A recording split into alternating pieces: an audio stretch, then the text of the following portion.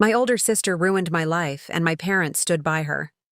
By the time I turned 18, I owned exactly one backpack, a cracked phone with no service, and the cold certainty that I could never call that house home again. The last thing I saw before the front door, slammed behind me, was my sister, standing in the hallway, arms folded, wearing the same small smile she'd worn every time she won. My father never looked at me. My mother kept crying into her hands, but she didn't stop him. The evening air smelled like rain, and the porch light cast my shadow onto the driveway as if even it didn't belong inside. Hours earlier, my father had emptied my bedroom while my sister watched from the doorway. "Don't bother arguing," she had said. "Everyone already knows what you did." What I did.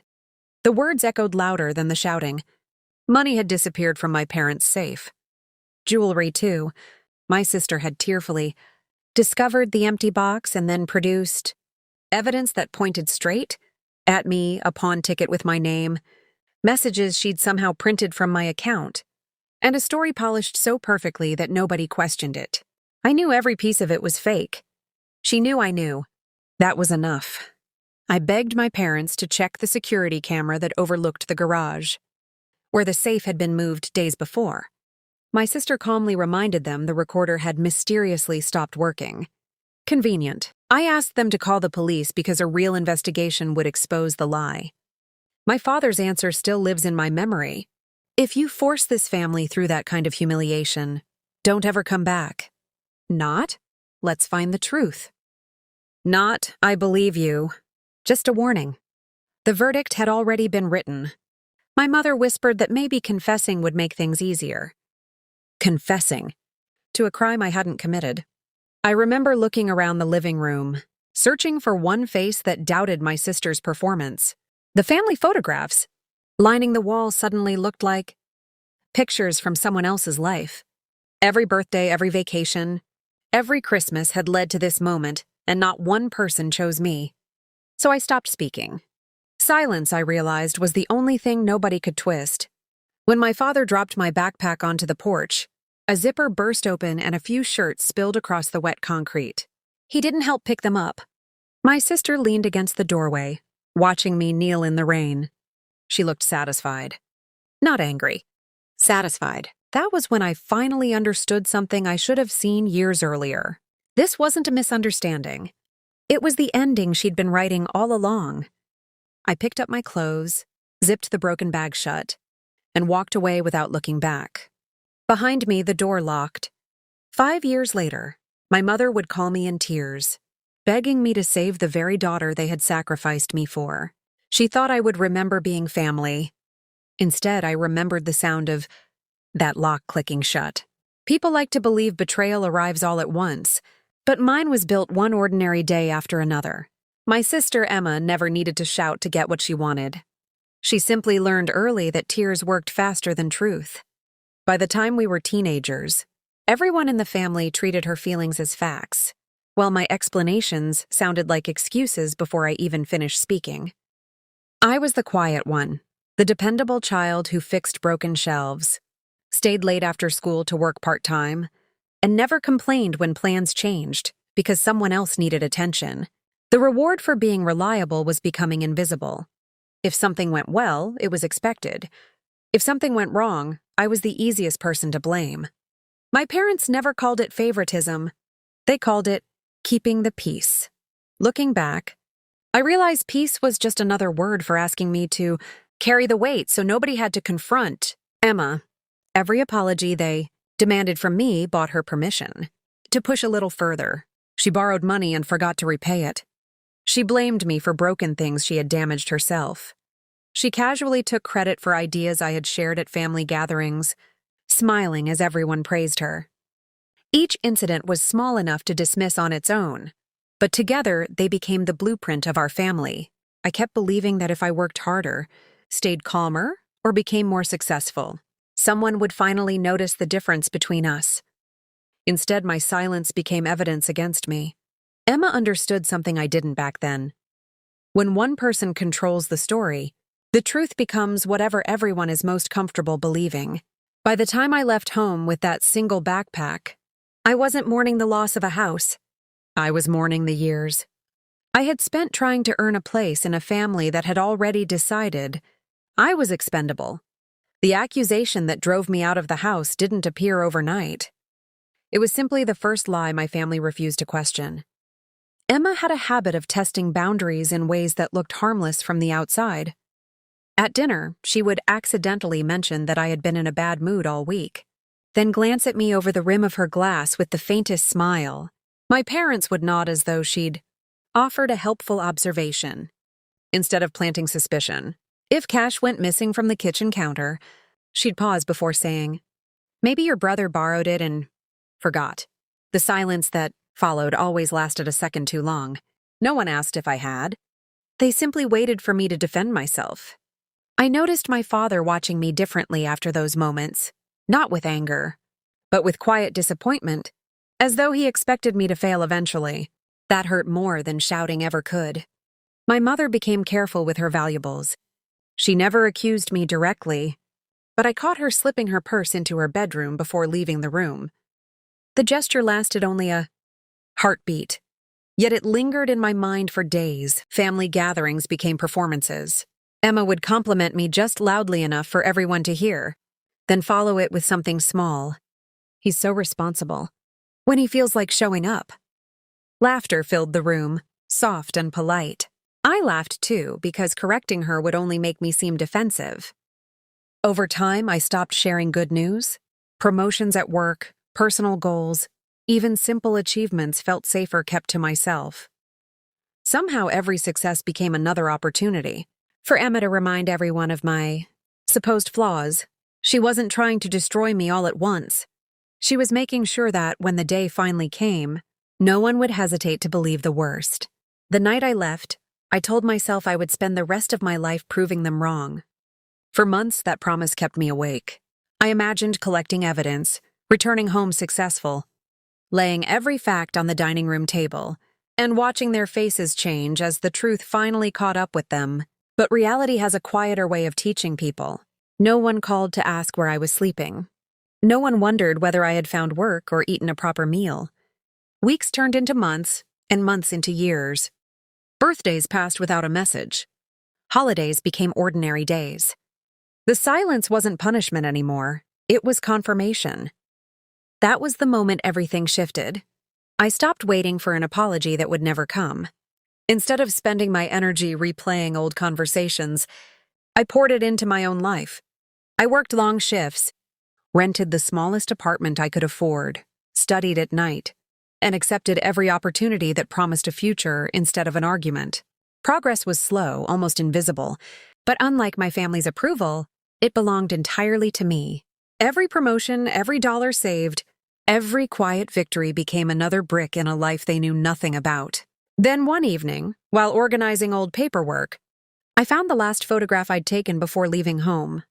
I stared at the exhausted young man, holding that worn backpack, and realized something that caught me off guard. He wasn't angry anymore.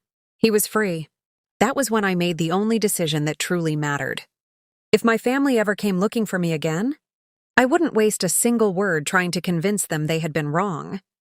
I would let the life I had built answer every accusation they had ever believed. Success gave me something I had never possessed under my parents' roof: distance.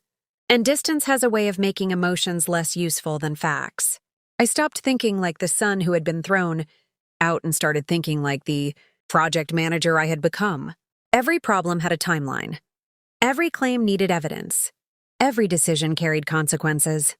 That mindset changed everything. Over 5 years, I built a reputation in corporate risk management, where my job was to identify weaknesses before they became disasters. I learned to read contracts carefully, verify documents instead of trusting stories, and keep records of every important conversation. People underestimated how powerful patience could be when it was paired with preparation. I applied the same discipline to my own past. Quietly, I requested copies of financial records that still existed from the year I had been accused. Public documents revealed details I had never been allowed to see. I contacted the pawn shop listed on the receipt that had supposedly proved my guilt. Ownership had changed, but archived transaction logs remained. Piece by piece, the timeline began to unravel. The receipt had been issued on a day. I was clocked in at work for 12 straight hours. The signature wasn't mine.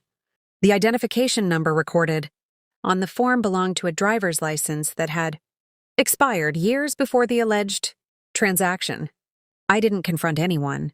I scanned every document, organized them into dated folders, and stored copies in multiple places. Then I closed the file and went back to work. If the truth ever became necessary, I wanted it to speak for itself. By then, I no longer needed revenge fueled by anger. All I needed was the right moment, and the certainty that when it arrived, I would be the only person in the room who couldn't be caught unprepared. My mother's call came on a gray Tuesday afternoon while I was finishing a meeting. Her voice trembled before she even said hello. "Please, your sister needs you." I let the silence sit between us. Then she explained. Emma had been accused of forging financial documents at the company where she worked. An internal investigation had frozen her accounts, suspended her position, and uncovered inconsistencies stretching back months. She insisted she was innocent. She claimed someone had framed her. The words landed with almost perfect symmetry. Someone had framed her. For a long moment, I simply looked out the window of my office. 5 years earlier, I had stood in the rain, trying to explain those exact words to people who refused to listen. That's when I laughed. Not loudly, not cruelly. Just once, it escaped before I could stop it. My mother went quiet. "I thought you'd understand," she whispered. "I do," I answered calmly. "Better than anyone." The next day, I agreed to meet them. Emma looked exhausted, her confidence replaced by restless eyes that searched my face for sympathy. My father suddenly avoided looking directly at me, the same man who had once refused to hear a single sentence in my defense. They expected advice. Instead, I placed a neat folder on the table. Inside were copies of every document I had collected over the years: the forged pawn receipt, the employment records proving where I had been, the mismatched identification details, and the timeline that dismantled the accusation which had destroyed my life. No speeches, no accusations. I simply slid the folder toward my father. "If evidence matters, now," I said quietly. It should have mattered then. No one reached for the papers immediately. For the first time in our family's history, the silence belonged to me. And there wasn't a single lie left strong enough to break it. No one spoke for what felt like an entire minute. My father was the first to open the folder. His hands, once so steady, hesitated as he turned each page. He read every date twice, every signature twice, as though repetition might somehow change what was in front of him. My mother covered her mouth, her eyes moving from the documents to me, then back again. Emma never touched the file. She stared at the table, knowing that facts were far less forgiving than stories. No apology came that afternoon, only the slow collapse of certainty. Over the following weeks, I heard through relatives that my parents had quietly admitted they had made a terrible mistake. The same family members who had avoided me for years suddenly found reasons to call. Some wanted to reconnect. Others wanted to explain why they had remained silent. None of their explanations changed what those 5 years had cost. Emma's own situation continued through the proper legal and workplace channels. Whether she was innocent or guilty was no longer for me to decide. I had learned the danger of replacing evidence with emotion. That realization was the greatest victory of all. I didn't need to watch her lose everything to feel whole again. My self-worth had stopped depending on whether my family finally believed me. It came from knowing I had survived without becoming the kind of person who had hurt me. People often think revenge is about making someone suffer. It isn't. Sometimes the deepest consequence is forcing people to live with the truth they refused to face when it mattered, and realizing that the person they cast outbuilt a life that no longer needed their approval. That's why this story matters. Because the quietest victories are often the ones that can never be taken away. People often ask whether I ever forgave my family. The honest answer is that forgiveness stopped being the question. What mattered was whether I could wake up each morning without carrying the weight they had placed on my shoulders. One day I realized I could. The memories were still there, but they no longer decided who I was. They had become chapters instead of chains. My parents continued reaching out from time to time. Sometimes it was a birthday message. Sometimes an invitation to dinner. I answered politely, but I no longer rushed to fill the silence between us. Trust, I learned, isn't rebuilt with words. It's rebuilt with years, and some years never return. Emma and I rarely spoke again. There was no dramatic confrontation, no final argument. We simply became strangers who happened to share the same childhood. Oddly enough, that distance brought more peace than revenge ever could. As for me, I kept building the life I had once dreamed about from a tiny apartment with a single backpack beside the bed. I surrounded myself with people who valued honesty over convenience and loyalty over appearances. For the first time, home became a place I chose instead of a place I endured. Looking back, I don't think the greatest victory was exposing the lie. It was refusing to let that lie define the rest of my life. The family that cast me out taught me how fragile blind trust can be. The life I built afterward taught me something far more valuable. Self-respect doesn't need permission, and the truth doesn't lose its power just because people ignore it for a while. The front door that closed behind me at 18 felt like the end of everything. Years later, I understood it had quietly opened the only future that was ever truly mine.